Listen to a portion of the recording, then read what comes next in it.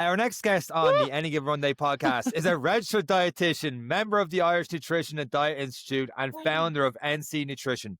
But she also has first-hand experience in the endurance world, completed multiple half marathons, and a half Ironman, recently coming second in her AG in the Kilkee Hell of the West Triathlon. Niamh Culhane, welcome to this week's episode of the Any Given Day podcast. How are you getting on? Good. Thank you for having me. Niamh, I have one question. This could be controversial. I said I wouldn't do this to you when I was giving you the brief before the episode, but I'm going straight in. Yeah. No, I'm genuinely curious because of everything. Usually I ask people how to get into sport, but this one is, what's the difference between dietitian and nutrition? Okay. Yeah, I actually get this question quite a lot. So basically, dietitian is a protected title. So to become a dietitian, you need to go to specific universities, do a specific university course with certain modules and amount of placements. And then you get your degree and then you get your accreditation depending on country of qualification. And each kind of different country has a specific accreditation that you need to go through. Unfortunately, with a nutritionist, it's not a protected title. So you could call yourselves a nutritionist and you're not actually breaking the law by that. Okay. So someone can read a book and just title themselves a nutritionist. So just changing my name as we speak to Eric, the nutritionist. Hold on. And then dietitians can work in healthcare, nutritionists can't. It's very unfair because you can go and do a nutrition degree and spend 4 years in college or university, but technically at the end of it, by law, you have the same title as someone that might do a week online course. Wow. So it is something to look for. I just changed my name there, Eric. I don't even know if I spelt it right. Eric Nutritionist here for the Instagram. So that's excellent. That's it. Niamh, I'm really sorry. I had to start there because we've had people on. We've had excellent people on. We tend to vet the people who've come on. So we're confident that they have done their proper courses. But we see a lot on Instagram. But before we get into that, Sean gave you an outstanding introduction. You're very much involved. Thanks, Sean. You're welcome. Sometimes he gets it right, Niamh. Sometimes I give him credit. I have to be nice to him. My mum is getting on to me a little bit more about abusing him. So, Niamh, where did running start? Are you running from something? Are you running to something? We all are. So what is it At the moment, I'm saying I don't have enough bloody trauma to get through my training block for this half. And I wish I had more things to run from. Oh, don't worry. We've got an hour. We'll figure it out. I suppose I've always been like fit and active. We'll say growing up. I didn't really do one specific sport as such, but I always did a bit of everything. And in school, I was always the kind of PE focused student, or I kind of went to the gym before any of my peers or friends went to the gym.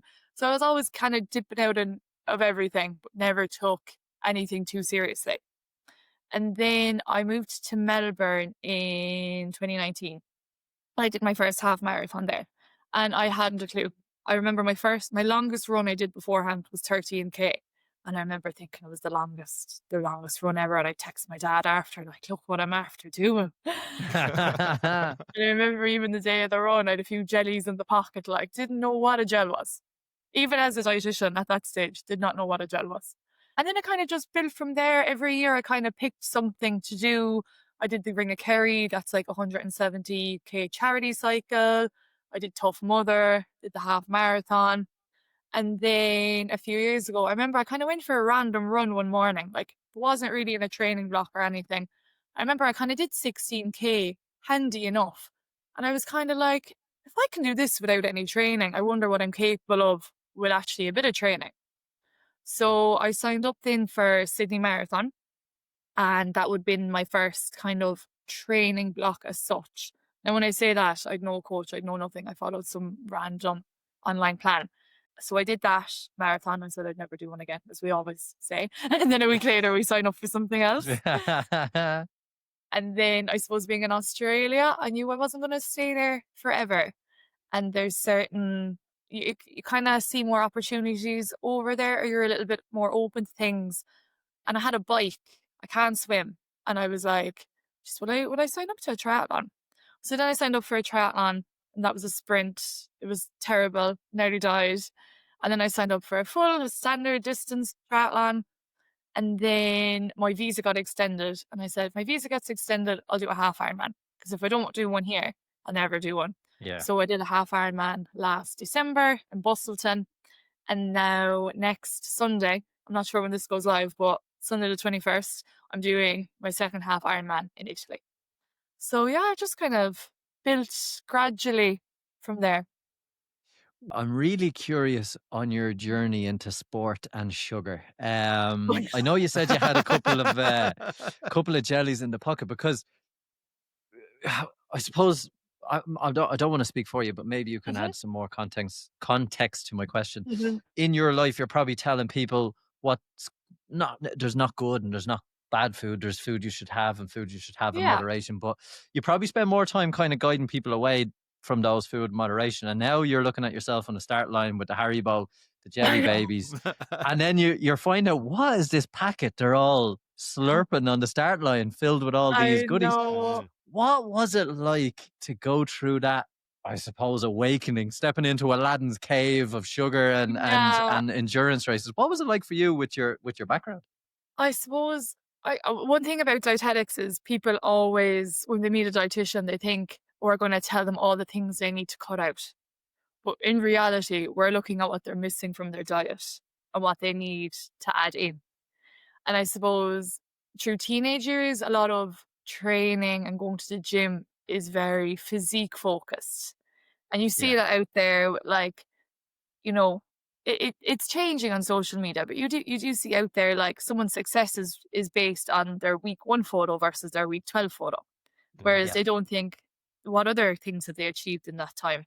So with the sugar, I suppose, yeah, what drew me to dietetics was diet and healthy eating as such. And I suppose every majority of young women are going through their teenage years do have an association with maybe restriction or cutting things out. But you do get to a stage then where you're like, right, is the priority here to look good, or is the priority here to actually fuel your body? Do I want to lose my period? Do I want to have a stress fracture? Things like that. At the start, you are kind of probably under fueling a bit. And I was definitely guilty of that in my last half Ironman. But you just kind of need to really reframe what your goals are and what is the priority here. Like, why am I putting in all this training if I'm not backing up the fuel to go with it? So yeah, you do have the kind of conflicting thoughts in your head, and you do feel like, God, I'm eating so much here. But you just need to remember like the end goal. And like that, like every food has a function. Like I work in oncology in my clinical setting, and patients there, they're losing weight. So I'm telling them all the things they're used to being told the opposite to. I'm like, swap to the full fat milk, swap to the real butter. Like you Mhm. need to get in as many calories as possible. So it's really just thinking where you are and what your needs are in that time. And when you're doing these type of endurance events, you don't meet the general population. Like the recommendations that are for the general population. Like we're not like the general population aren't doing events like this. So it's just keeping that in mind and reminding yourself of that. Niamh, how you just touched on something there in terms of underfueling and stuff like that. And people Yeah. train for the marathon, they're gonna increase their mileage. The long runs are coming up soon in terms of their longest run. How did you know, or how do you advise people when they're training that if they're feeling tired, it's down to underfueling as opposed to Mhm. well, the training's getting harder and harder each week, as it must have been for you heading towards that half Ironman. Yeah, yeah.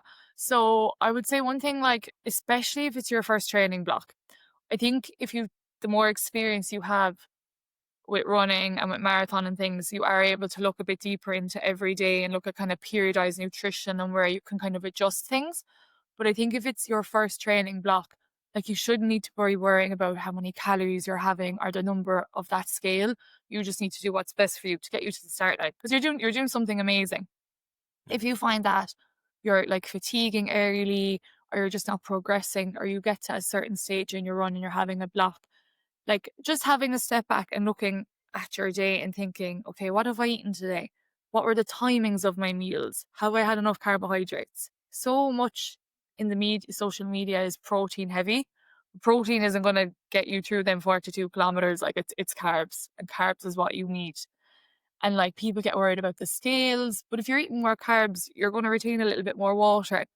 But you just need to remind yourself, like, it's just for this training block. Like, you can get physique back, but when are you going to get this time to fuel your training back? Mm. And I found when I was under fueling, what I would do is like maybe under fuel during the day, But then by that night, I'd be ravenous.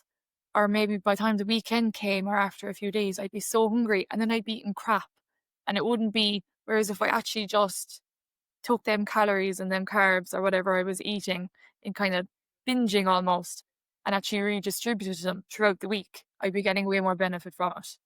Niamh, sometimes, look, myself and Sean have made every mistake there is possible. We've got 280 episodes and we will continue to make mistakes for the next 280. That's great content for people. Let's talk about a little bit, if you don't mind, your underfueling.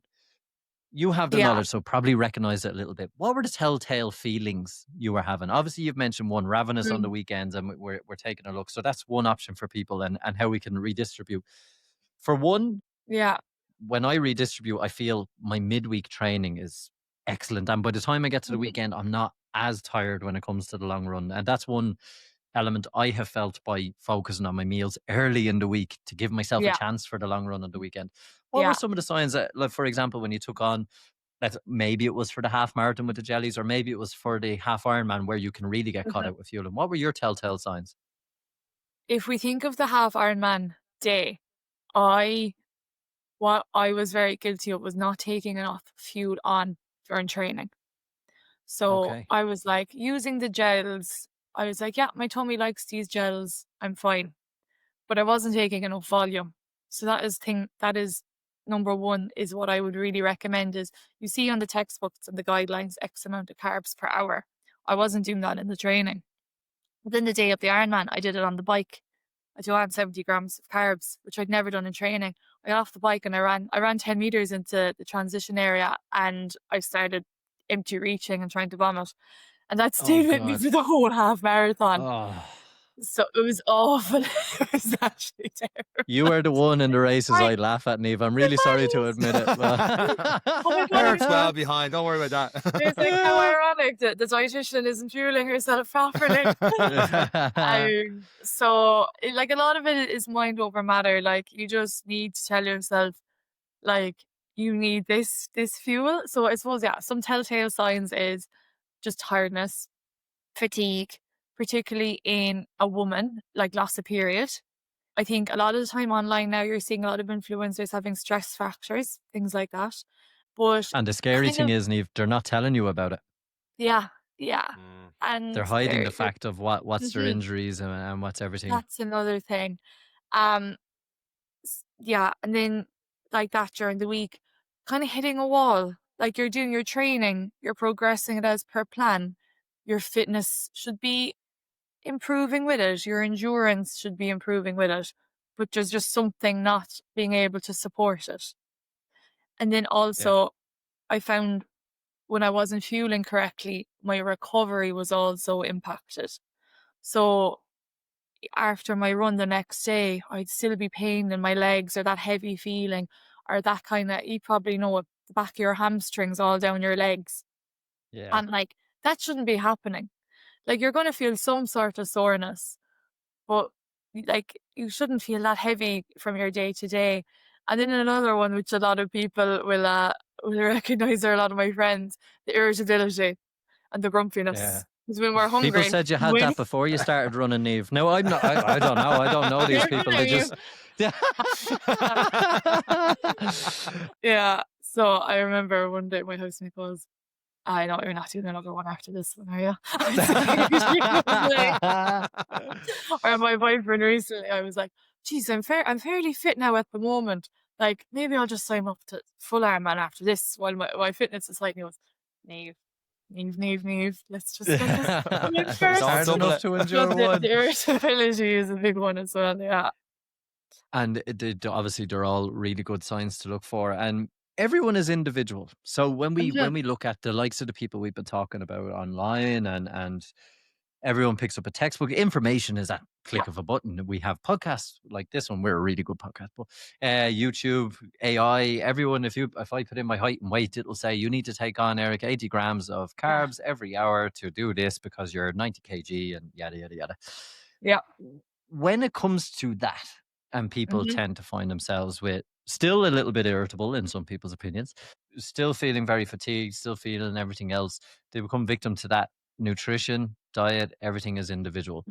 what's people's steps when maybe we're going too far and we should start with some more basic stuff, but this is just where my Mhm. head is at now, because it's so individual, because I know Yeah. what works for me does not work for Sean. We can't share food on a run. It just Mm. doesn't work. Mm-mm. And I wouldn't Yeah. share anyway. I'm greedy, but it's Yeah. So when I meet someone, or if I have a client or someone booked in, it's really looking at the foundations. I explain it like a house.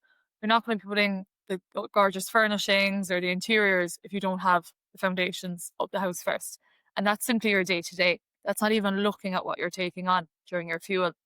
It's looking at sleep, looking at meal pattern, looking at the different nutrients, looking at your micronutrients. Like if you're not having meat, if you're vegan, are you supplementing with your vitamins or your minerals, things like that that you may need to add in. If you have a certain health condition, are you treating that? So it's really about setting the foundations, sleep, external stress, things like that. Pre and post meals are so important for your running. And then we'll get on to the intra fueling, I call it, or the fueling during your run. And like that, there's so many like textbooks out there, and it's kind of like grams per hour. As the hours increase, your grams per hours increase as well. But a lot of people don't like, what we kind of forget is these studies are done on athletes, and they're done yeah, on majority male endurance athletes. So these athletes, they already have such an ability to break down these carbohydrates and digest them. Whereas, like, if I went out and like I'm doing like a lot of training at the moment, but if I went out and took 90 grams per hour as per textbook, I'd be like that how I was last year in Bustleton. I'd be bent yeah, over okay. with a stitch. So it's really like, right, that's what the textbook says, but how does this apply to me? And it's just getting started. Like if I recommend anyone starting, say, fueling their long run, I'm like, just take a jelly. All you want to do is get used to putting something in your mouth, chewing it and swallowing it. We're not actually thinking about what is that even providing to you. It's just to get the system used to it. So yeah, it's really just where you're at, where to start, and how to build. It's one thing as well, someone said, it's easy to practice taking carbs when I'm sitting here rewatching Game of Thrones and I have a pizza on my lap. But when my heart rate's 165 and I'm 30K into the web, let's give a realistic from Yeah. experience, and maybe you can vouch for this as well. We get to around 25K and we know everything's feeling good, but one of the wheels of the wagon is loose. But we keep going. And for Mhm. me, I know in my personal scenario, that's time to get a big gel in Yeah. with a bit of caffeine to get me through the next point. Because once I get within 5K of home, I'll make it no matter what, if I Yeah. crawl or whatever it is. Recognizing those signs is something that came with experience for me. Timing of when you take on nutrition, Yeah. but more importantly, taking on the nutrition, as you have correctly said, when your body is already focusing on other things.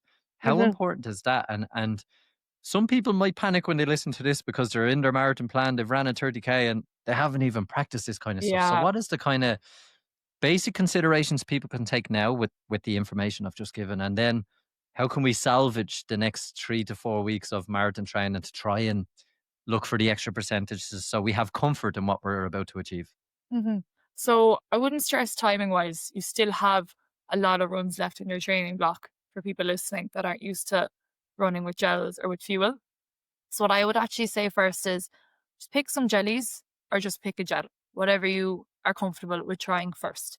Because like that, the first time you want to try something, it's really just practicing the actual movement of picking up a gel, putting it into your mouth, swallowing it, and still being able to run.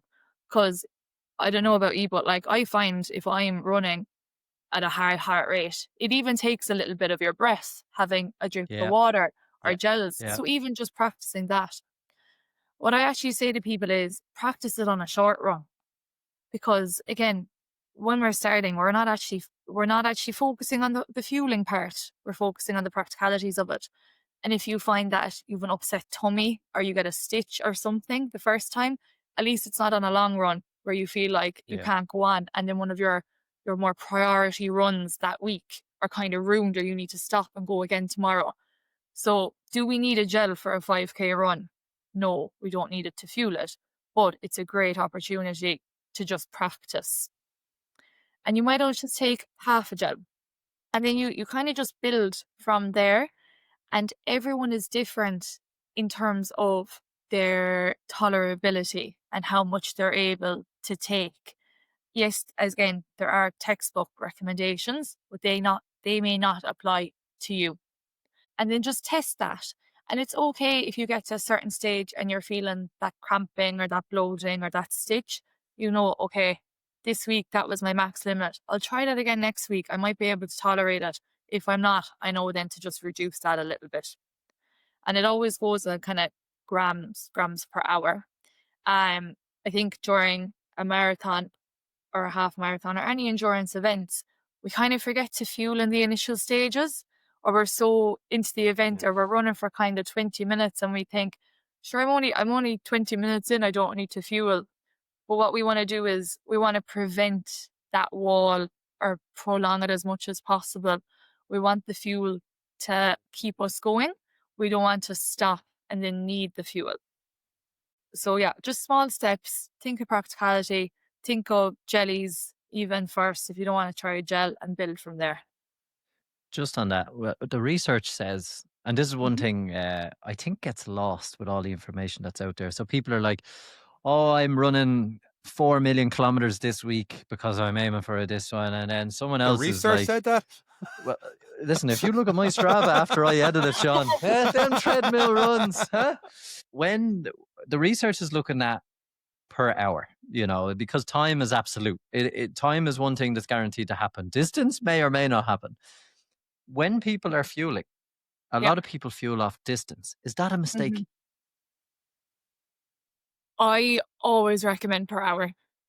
Yeah, I recommend per hour because number one, it's what the textbooks say.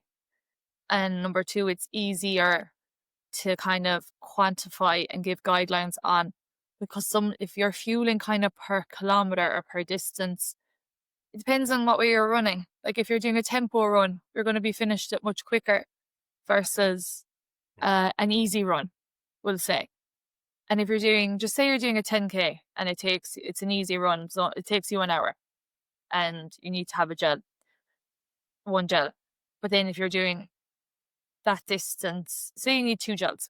If you're doing that distance much quicker, you're taking the gels kind of quicker and more regularly. And then how you have 2 different plans for each run. So how are you going to bring that into race day versus just thinking every 20 minutes, every 20, 25 minutes, I need to have a gel. So yeah, I would definitely do it per hour. And what would be your plan? I know I have mine, and look, everyone is individual. When you take on a run now, with a little bit more experience, when you're looking at, say, Sydney Marathon, what was your plan based on time, or what was your plan that day? So for me, even though I'm quite doing high workload, I suppose, my tummy actually doesn't really like the gels.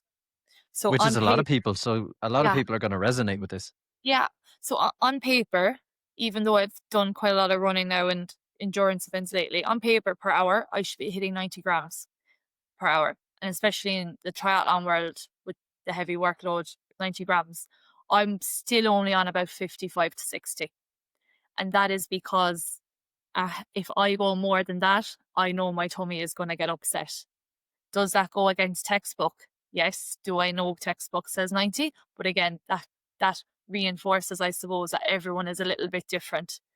And textbook isn't always translatable into like your own self or your own running and your own plan. So that would be kind of a gel. I kind of take a gel every 25 to 30 minutes. Which is a reasonable one, especially when we look at most packets of gels are coming in. And this is another thing that's confusing. People are picking up gels. I've got 9 of them. How many grams is in a gel? Well, this one's 40, this one's 70, this one has 400, this one has a rocket ship attack, like there's myself and Sean fell victim to this when we went to Barcelona and we were buying gels we never tried because they said Fanta on them. We were like, have to be good. They have to taste grams, good. that's less to carry 60 grams, less to carry. Yeah. When it comes to obviously the timings, you have found a system that works for you, and every 25 minutes to 30 minutes, well, for me, because people will pick this up and be looking for experience. If I know I need a gel every 25 minutes, I start taking it slowly at the 20 minutes. So by 25, it's in. It's got wisdom. Yeah. There's 2 approaches, down the hatch and sippy sippy. I'm a fan of the sippy sippy approach, and I'll nurse a gel for maybe 7 minutes and Yeah. take a little bit at a time. Is it, again, person dependent, or is there any kind of science to say it's better to get it down the hatch, get it all in at a certain time, or is it just No. person dependent? Whatever way you are able to tolerate it and consume it is the best way. Grax, I'm down to Obviously, like Sean hasn't done shots in 10 years and he's acting like he's hard. Look at him. Like, you don't want to be like you're nursing a pint at the end of a night with the gel. Like, you need to. All right, Niamh, calm down. A warm can in the corner. No, you can be, I suppose, you don't want to be too slow and then be like, God, an hour is gone. I'm just finished my first gel. Crap, I need to take another one straight away. But like, well, it shouldn't take you more than 10 minutes. I'll say that. Thanks for saving me there. You were about to say 5 and then realised I said thanks, Niamh. I do appreciate that. There is another one, and again, I ask because we are going to have listeners a lot of time who are grabbing information, first-time marathoners, maybe even second-timers who are realising I need to fuel this a little bit better. Caffeine. So when I did a race, Sean witnessed this. It was like the resurrection. Red Bull can, in fact, give you wings. And if they're listening, I want €1 million for saying it. But caffeine saved my Ironman, and I will say that, and a lot of it. At a point where I didn't know I was going to get there, it gave me I know I'm able to take caffeine in races. So that's the first disclaimer. Yeah. I've tried it, I've tested it. I got to a point I recognized I am really under pressure, and a quick fix can be caffeine. And in my case, a lot of it between Red Bull was it. Sean's seen an end marathon of near despair to cruising up hills based on a couple of cans of Red Bull and a bit of caffeine. What is caffeine? We all know what it does and how it makes us feel, but what is it when it comes to sport, and how should we tiptoe around caffeine when it comes to endurance? So I'm a promoter of caffeine. Caffeine is good. It's a stimulant. It's easy. That's 3 of us getting €1 million off Red Bull now. I'm going to tag them in this. So it's easier, accessible, it's cheap, it's transportable. Again, thinking of the practicalities when you're racing abroad, you can get a coffee somewhere. With caffeine, what I would say is just be mindful of the time of the day you're taking it. In your training, you don't want to be taking it too late in the day that it affects your sleeping or your bedtime. I do think as well, we shouldn't become too reliant on caffeine. And this was myself included. I could not go for a run in the morning without a coffee. Was that a mental thing, or did I actually need the caffeine as a stimulant? Whereas now I kind of pick and choose. If it's an easy run, I'm like, Niamh, you're going meeting a friend, you're going having a chat and you're running while doing so. Do you really need a coffee? Do you need Get one the after kick? and make it a nice social occasion. Again, things like, I suppose, if we think of caffeine, coffee is their more common form, but it does come in things like your energy drinks, like Red Bull, Monster, or like the pre-workout, things like that. Should you need a can of it every single day before a workout? No. If you feel that you do and you're relying on that, because that's quite a concentrated source of caffeine, I would have a think and be like, why am I needing this every day? Is there actually something else I should be doing? Why am I so tired and fatigued to require this concentrated form of caffeine to get me through this run or this gym session or whatever it is? So I'm for it. It's an enhancement. It's a stimulant, but just have a think, are you actually relying on it to get you through sessions? As opposed to complementing an endurance session. And when we try and complement endurance, and that's the part where we have physically seen people mess it up in white shorts. It is a diuretic. It can have an impact on the body, which is something people need to remember. And it's important to try it first. Yeah, absolutely. So what's a good strategy, Niamh? Or, people are going to, because people make so many mistakes, and we have. But what is a good way to approach this? Again, we've a timeline. People are kind of like, oh, caffeine, I never considered it. What way could they approach this? And again, we have the asterisk of individual. What's a good way to approach a kind of race strategy of introducing caffeine to it, particularly when it comes to a marathon? Yeah, so I suppose if we're thinking a race day, anything on race day you want to have done in training beforehand. So in terms of coffee or having a coffee in the morning, I would recommend practicing it in your training, having your coffee, but waiting to try go to the toilet first. because Okay. that's what it does. It's like it's a kind of a laxative, like it makes you go to the toilet. That in combination with running and high heart rate is a bit of a disaster. So do try kind of wait around and go to the toilet. And you'll actually be surprised how your body becomes trained to it. When I was doing my training block, it's like my body knew up, toast, coffee, toilet, run. It was great. So Brilliant. just try get into that bit of Until when the nerves kick in, you don't go toilet, and then it's all you can think about as you're looking for a Portaloo on race morning. And then in terms of, I suppose, on the course and caffeine gels and things like that, again, just try everything in training first. Some people are fine with the caffeine gels. Other people, their gut is a bit more sensitive and it's a no. Do you really need a caffeine gel during a marathon? Like versus, a marathon might be a quarter time-wise versus an Ironman. There's a big difference there. But yeah, just try everything in training first. And when people are throwing these caffeine gels around to each other as we get to the 25, 30K mark, what is it that caffeine does to us? That's what we all take it. We don't really, I know it gives me a kick because I don't drink much coffee. I don't, and so when I take it, I get a really big kick off the stimulant side of it. But what is it doing to our bodies in endurance races? So yeah, it is that. It is a stimulant. Everyone's how strong of a stimulant it is depends on the person. If you're not used to drinking coffee and you have a coffee, it's going to perk you up more versus someone that drinks 10 coffees a day, we'll say. And I suppose part of the stimulant as well, if you're taking on a race, it might have a bit of a placebo effect, which is good on a race day. I'll take it. I'll take anything. Yeah. So if you think, okay, I'm after having a caffeine gel now, I'm suddenly buzzed, I have loads of energy, just go with it. It's fine. 100%. That's your advantage as well. Niamh, when it comes to taking... It's like when I watch Sean drinking pints and I leave drunk. This water is magic water, but I still love it. It's still amazing. Niamh, in terms of coffee in the morning, one, how long does it take to kick in? And two, with the longer runs coming up and people want to get up earlier and earlier to run, they don't want to have food and stuff and fuel beforehand, but they feel like they might need the fuel or they go fasted. And if they have food, how long does it take before the food kicks in before they go for a run? Do you have any kind of timing guidelines in that, or even types of food or stuff to have?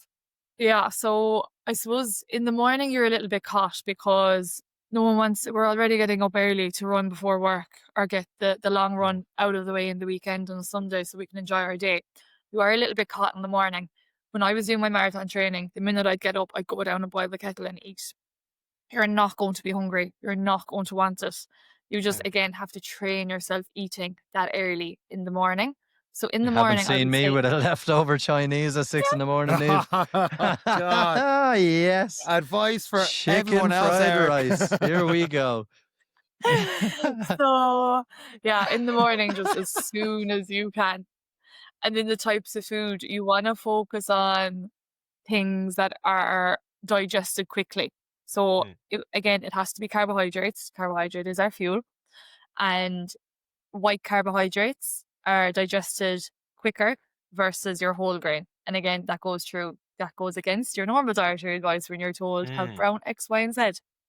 So something like your white bread with some honey or jam, or your bagel with honey or jam, or a glass of orange juice. Something that is quickly digested and absorbed is what you want. In the morning, like you, as I said, try give yourself as much time as possible, but even like 20, 30 minutes would be great. Sometimes, look, that is not achievable. Try have an orange juice or a banana or something running out the door. Your tummy, the first time you do it, might be a bit sore, but it will get used to it. Your stomach is a muscle as well, and your gut is a muscle as well. It's just like training. But I would prefer you have a little bit of a sore tummy at the start of the run and let it settle versus going out fasted. Okay. And then I suppose if we think later in the day, like if we're running in the evening and we've had our lunch and thinking, do I need a snack beforehand? Your last main meal should be kind of 2.5 to 3 hours beforehand. If it's more than the 3, you want to be having a snack maybe about 60 minutes prior. So that might be something, again, we want a carbohydrate. It might be a bowl of cereal, it might be a bagel, crumpet, hot cross bun, a glass of juice, banana, cereal bar. Again, carbs. What are the other pitfalls you hear about when it comes to nutrition, when it comes to leading up, I suppose, to the marathon as opposed to the marathon day? Is there like feeling, would you have more food the day of training and then less the day after when you're not training? Is it different for men and women? Yeah. Is there different things that pop up here? I think the whole I'm training today, I need to eat more versus I'm kind of having an off day. If it's your first marathon, I really wouldn't worry about that. You're already trying to manage so much in your mind getting through your training block. If you're a little bit further in your running career, you can do that's what's called periodized nutrition, thinking, right, today I'm doing my strength work and my injury prevention work in the gym. I don't need as high a volume of carbs. I can reduce that a little bit today versus tomorrow. But if it's your first marathon block, like, I wouldn't overcomplicate things. You don't want to be thinking of things like that, really. Just focus on pre-workout, post-workout, your meals during the day, and then thinking, do I need to fuel on this run? Yeah.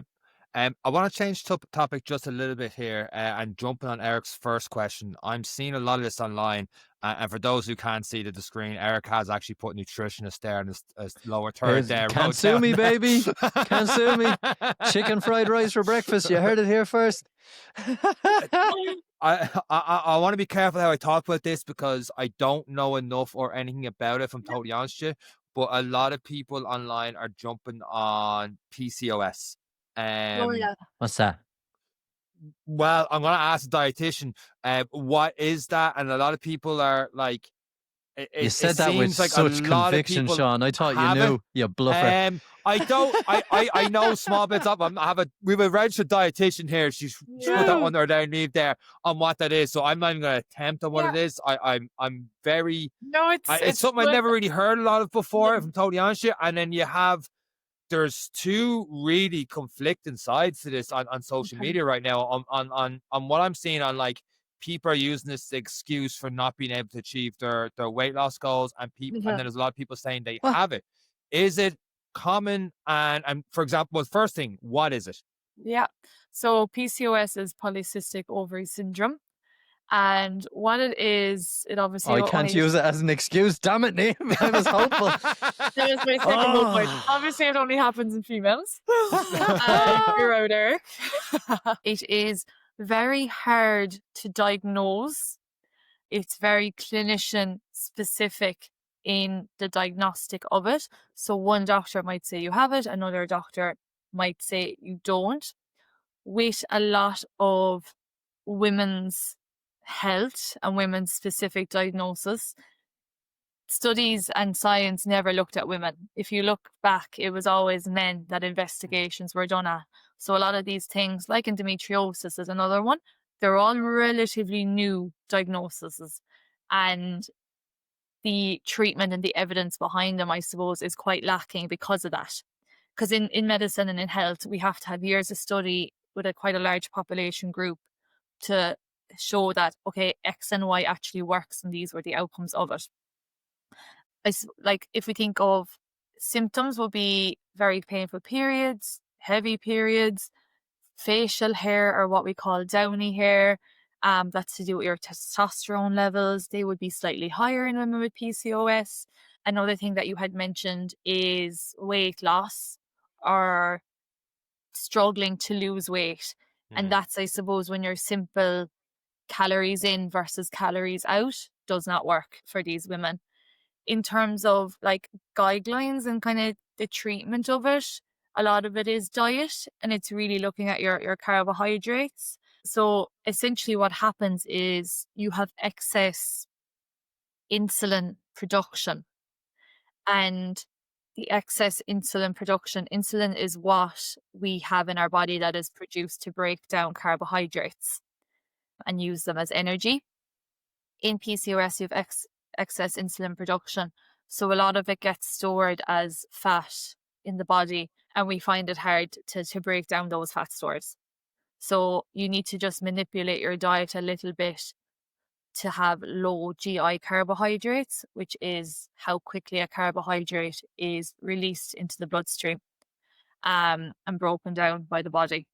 So I don't know how much how indeed No, it I went. I have a follow-up as well, because when you talk about manipulating the diet as well, and we're maybe I'm taking you away, Sean, so please bring it back as well. Is this where an element of intermittent fasting can come in? Because am I right in saying insulin and growth hormone are intrinsically linked? So if insulin is up, HGH is down. If you fast, one can come up, one can come down. Because this is another side of the internet we're all seeing in, oh, I want to Yeah, get 400% growth hormone, just diet for yeah. 26 hours. Is this something that, again, another fad? Is this what the kind of manipulations? And I want to stay on this topic, so please don't. Mhm. We'll Yeah. come back to it. But is this something that, speaking with someone qualified like yourself Mhm. to help manage, it's not something we just take on ourselves? Is this what we talk about when we manipulate diet between food, timing, intake? So I don't recommend intermittent fasting for anyone really. It is a bit of a fad, and if you're eating kind of 2 meals a day, how again, if we think of practicalities, how is that going to fit into your everyday life? How are you going to attend social celebrations or gatherings, things like that? How is that going to work in your workplace if you can only eat twice a day? Also, if you're only eating twice a day, if they're slightly larger meals or whatever it is, how are you going to get all your nutrition from that? If you're in the gym, we know that the best way to take on protein is by having about 20 to 30 grams 5 times a day, because that's when protein synthesis and our muscle growth happens. But if you're only eating twice and having 2 protein spikes in the day, that's going to impact muscle growth. So I don't recommend intermittent fasting for anyone really.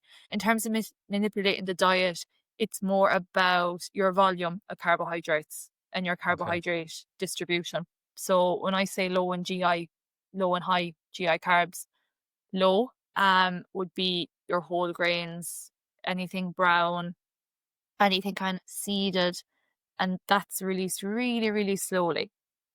Me Okay. and you and all of us here, we want high GI carbs because we Chocolate. want the Mm. juices.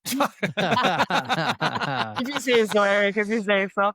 Yeah. We want the honey, the juice, we want things released quickly because we want them for our running. But Running, then, yeah, that's why. yeah, Yeah.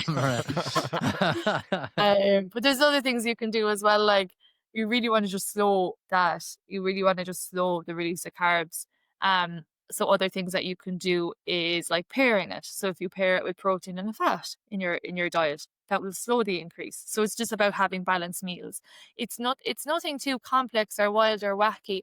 It's very simple things, but simple things that can go missed, I suppose. It's no like fad diets or anything like that. It's very achievable. You just need to focus in on it a little bit more, I suppose. This You have- PCOS, how common is it now amongst women, and what age groups and what are telltale signs? Yeah, it's in terms of I don't know the exact percentage or stats or Oh, anything look, like and, that. not to Yeah, put you on the spot. Obviously, but this came up in conversation, yeah, and no, we'll take the it is best info you have. definitely increasing, and I suppose because people recognize more what it is and they think I actually have a few of them things. I find it hard to lose Okay. weight, or my periods are very heavy, or I actually have a little bit of down here on my face, but I didn't know what that was.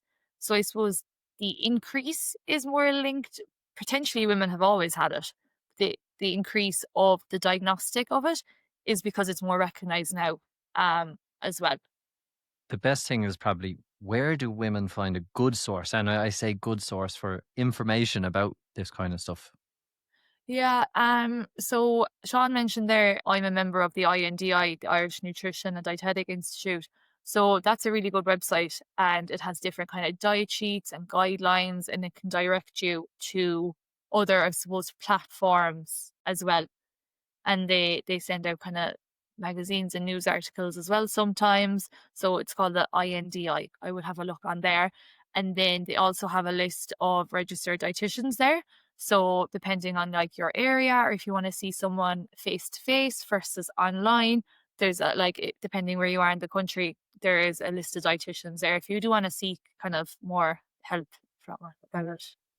Will they take a screenshot of Eric/nutritionist as a CV upload? If you see my picture on this website, get off it. You're in the wrong place. Oh. Niamh, you had a series on your Instagram about, and there's some things I had no idea, I hadn't heard about before. It was like a Vega test. One I took offense to was a hair follicle test. I don't know, it did not work on me. And basically the whole thing was these are just, they don't find out stuff on you. And like there's different food intolerances tests and stuff I've heard as well. Is it the only way to know a blood test, or is there other ways like that you'd for finding maybe it is PCOS and insulin levels? Or for guys, that the thing now is, oh well, I feel a bit tired today, oh my testosterone's definitely down, I need a test boost and that kind of thing to come on. Cortisol, exactly. I'm over 35, that's it, my hair's gone, I definitely need tests and stuff in me now, when they're just looking to whatever. Is blood work the only answer to this? Is there another answer to this? What do you recommend? Depending on your age. So when you're a child and you get allergy testing, it's kind of called like skin prick. So what they'll do is they'll put like certain foods, I suppose, along like your forearm and see, do you have a reaction? That is one way. Blood tests are another. And then with intolerances, so an intolerance isn't an allergy. It's kind of, okay, I eat, just say if you're lactose, I can have a glass of milk, but I can have a scoop of ice cream. But if I have the full tub of Ben and Jerry's, then I know about it. So it's kind of like you have a row. It's not necessarily you're going to die. You just have a row. Yeah. So there's like with intolerances and things, you can have a certain amount, but it's finding your limit, and only you will know that. You can't do a test to know that. But things like your hair follicle testing, or the Vega one is where you go in and hold a bar. Like, that's a load of shite. Anyone who was looking to sponsor us on that is gone now, Niamh. There goes another €1 million. Yeah, I just feel like so bad for people that, because the people that go to these people, they obviously are in desperation because they feel something is wrong. And they're trying to seek help about it, and they're spending how much money on it. But like, it's not accurate and it's not true, and it's actually delaying them from potentially identifying what is actually wrong. And I just don't get how people who are running these companies are okay with it either. Like, ethically, I'm like, you're literally taking advantage of people who are trying to seek help and better themselves, and just taking their money. It must just be a money business. And if any of these companies have big legal teams, Niamh's words are her own. They are not a representation of the Any Given Runday podcast. And her address is that. If something seems too wacky or too good to be true, like just take a minute to have a think about it. You know, like a bar that you hold, or like you're like, just take a minute to think. Right, how is this actually working? I barely trust a heart rate monitor on a treadmill. Never mind if something was going to tell me who my ancestors were by holding a bar. You know, like it's I suppose. But look, marketing is what it is, and we have all the information in the world, but so we don't know how to access it and understand what's real or what's not. And that's where episodes like this with you are vitally important. Even if they do sue us after them, it's quite all right. We'll take our chances, me and Sean. Yeah. Will we? Niamh. Sean, I'm actually worried for Sean's feed, because mine is all cats, dogs, airplanes, and God knows what else. Sean's gone down a rabbit hole on his Instagram feed, so I don't know what's happening. Niamh, a lot of other things, Sean has found a couple that have come onto his radar about what people are saying, what people are doing, and trends that are doing. Are there any things you see in your profession online that you're like, nah, this one, I can't believe people are still doing this. I can't believe it's not butter. I don't know what it is, but is there anything you see online that you're just like, please stop talking about this? There's a list. There's honestly a list, and it really frustrates me when it's kind of people that have a lot of followers, or when people look up to them. There's a girl based in the UK, and I think she's amazing. She has such good business and such a good work ethic. And she put up the last day, starting my day with some apple cider vinegar. And I was like, really? Are we still, Oh, yeah, I've heard a lot doing about this. things like that? And I don't know, did you watch did you ever see that apple cider vinegar documentary about No. the Australian influencer? And she claimed to cure cancer by doing X, What? Y, and Z through diet and apple cider vinegar and these cleanses and things like that. And I'm What just is like, what are we is the still myth on buying apple into cider this? vinegar? Huh? I usually stop at the apple cider part. What's the myth about the vinegar? You know, what is It the comes in magical gummies and gift? stuff now, like, so Yeah. obviously there's some marketing or something to it. This is ridiculous. Yeah, it's meant to increase your metabolism. All it's going to do is burn your throat and ruin your teeth. Like, do you know, like, that's really all it's going to do. That's why you like, should just it's leave it as not. apple cider and do the same thing. And like, again, the sad thing is, I was victim to that when I was like 16. Like, Mom, you need to get me this. You need to go to Health Shop and get me this. 16, sure, I didn't have an ounce of fat. What was I trying to burn? And it's just, I suppose it's just sad online that people are always like, there's always a new thing, or they're always striving. And like, people love to complicate nutrition. Like, nutrition does Yeah. not need to be that complicated.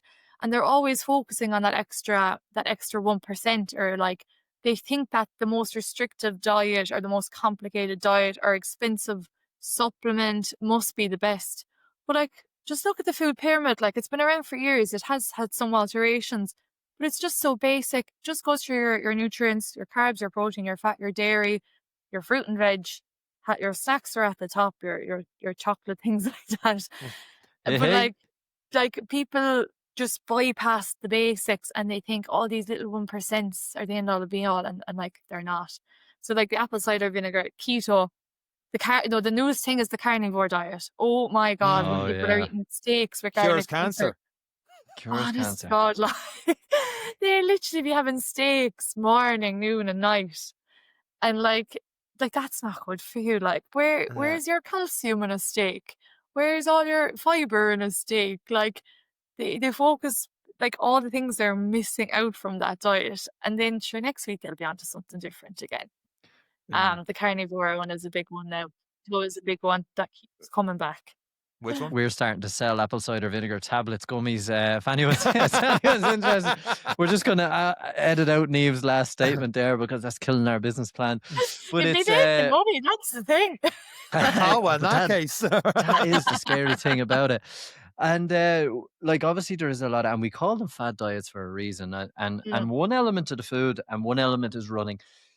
I want to ask, not as a PT perspective, but just from a personal perspective, and seeing a lot of clients in terms of people doing runs to lose weight, or people who have taken on a marathon to lose weight. Look, expended energy is a fantastic way of losing weight, but do you include strength training in your own personal training? And when you look at the holistic approach to food training, everything involved holistic, how important is strength training to life in general, and how we balance food?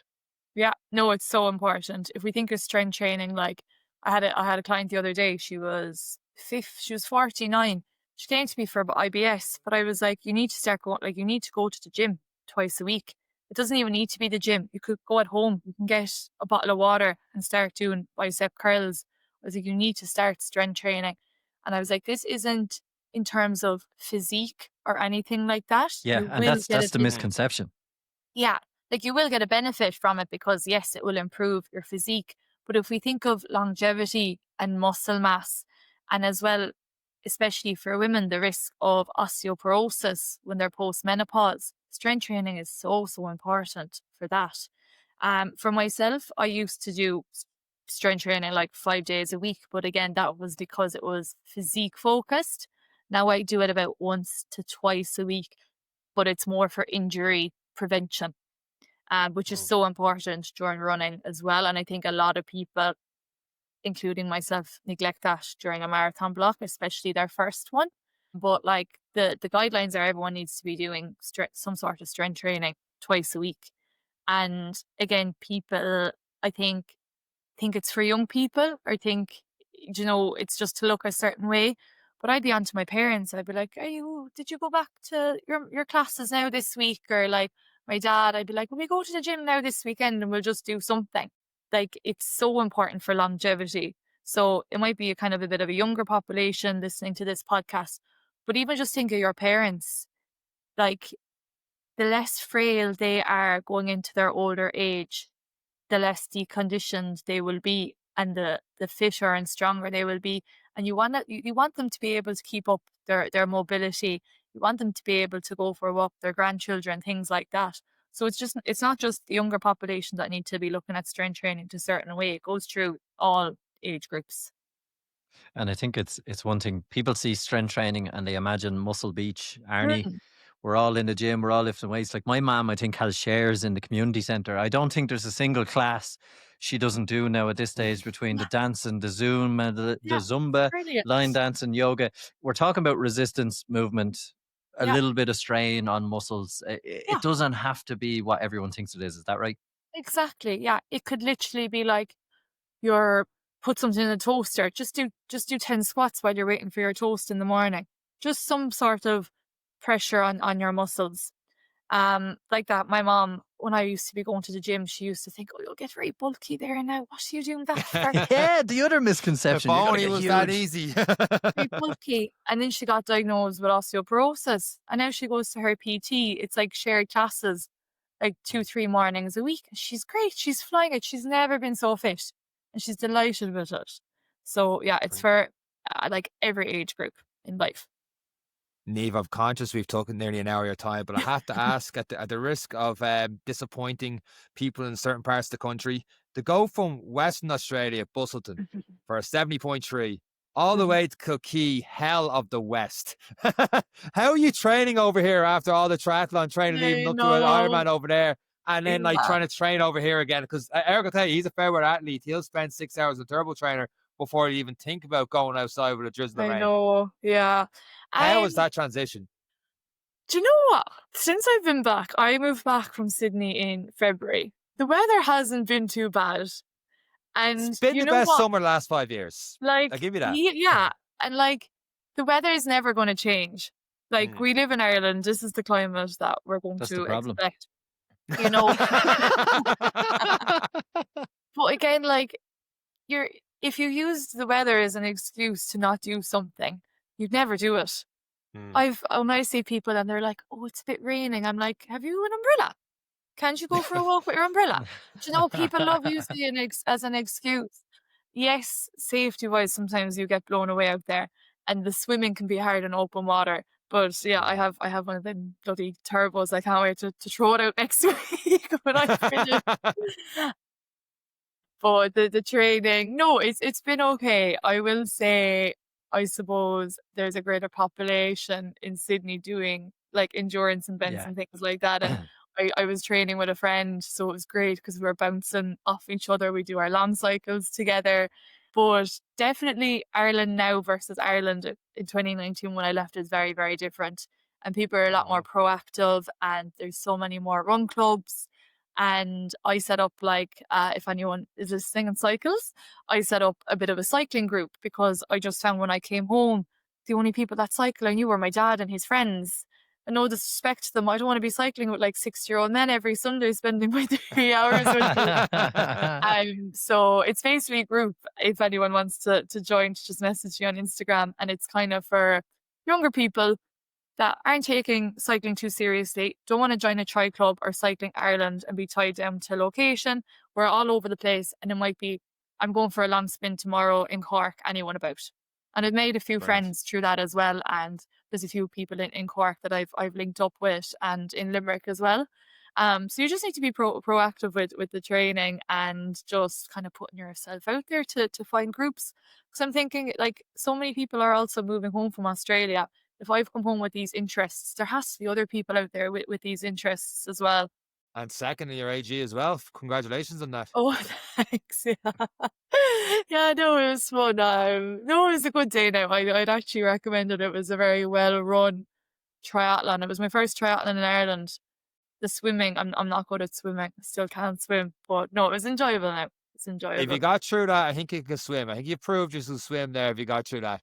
Niamh, where can people find out more about NC Nutrition? Yeah, so my Instagram is probably the best place to go. It's just NC_nutrition. And I kind of post a bit of everything. It's a page that someone who's 20 years old can go on and learn. It's a page that my mom can go on and learn from. It's a mix of kind of clinical to everyday to sports tips. So a bit of a mixed bag. But yeah, always welcome message or questions or anything, or if people are curious. I always say I prefer someone ask me something on it if they're thinking about like just using the hair sample for allergies or something.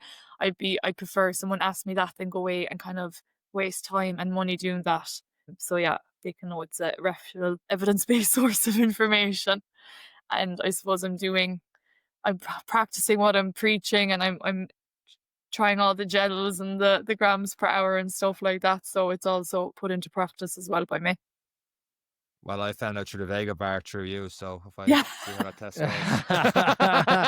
And I have nutritionist under my name, but please don't message me on Instagram. I will never respond.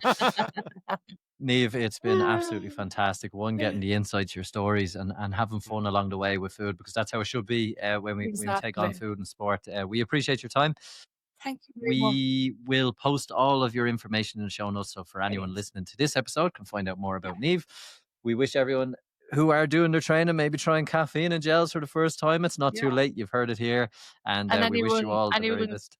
listen that are doing Dublin Marathon, like I'm very open to questions. Just message me if you're unsure. It'll take me 2 minutes to reply to you. Brilliant. So yeah, don't be a stranger if anyone has any questions. And on that note, thank you very much. And that's this week's Alright. episode of the Any Given Monday podcast. From myself, very much. Niamh, and Eric, the non-nutritionist. Take care. Chicken rice, Thanks, baby. Ethan. Bye everyone. Have a good day.